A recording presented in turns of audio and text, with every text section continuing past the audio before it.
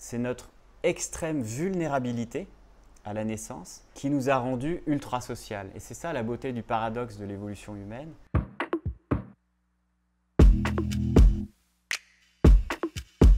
La culture chez l'être humain est très prégnante, elle est devenue même un facteur d'évolution plus important que la biologie.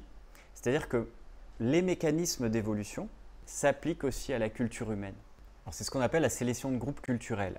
L'être humain crée une diversité de cultures différentes, et on l'a vu, c'est le principe de la sélection naturelle, création de diversité et ensuite sélection par le milieu.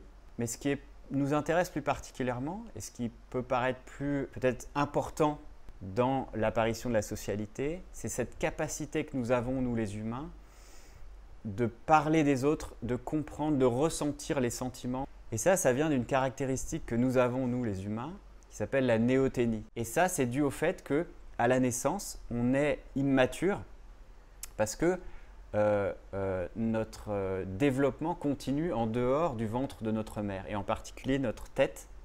La tête continue à grandir et l'intelligence à se développer après la naissance.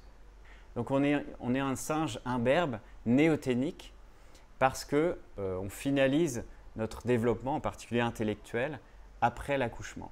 Et ce développement intellectuel, c'est ça qui permet la socialité. En étant un individu, un singe immature, on est d'autant plus vulnérable à la naissance. On ne peut pas gambader comme une antilope qui naît. Au bout de quelques minutes ou quelques heures, elle galope. Nous, on a besoin de soins. On est vraiment un bébé, en étant bébé, on est totalement fragile. Donc on a besoin du clan, on a besoin des parents, de l'attention de toute la famille.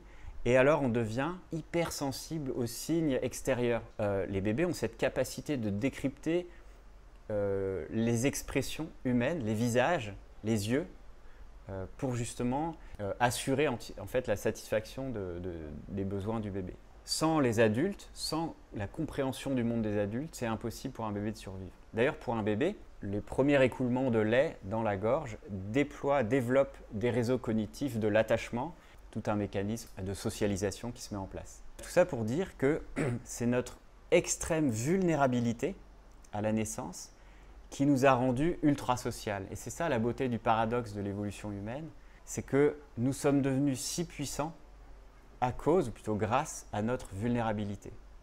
Et d'ailleurs, si on peut inverser le paradoxe aujourd'hui, en le rendre double, en disant que c'est notre extrême puissance aujourd'hui, en détruisant toute la planète, qui nous a rendus vulnérables.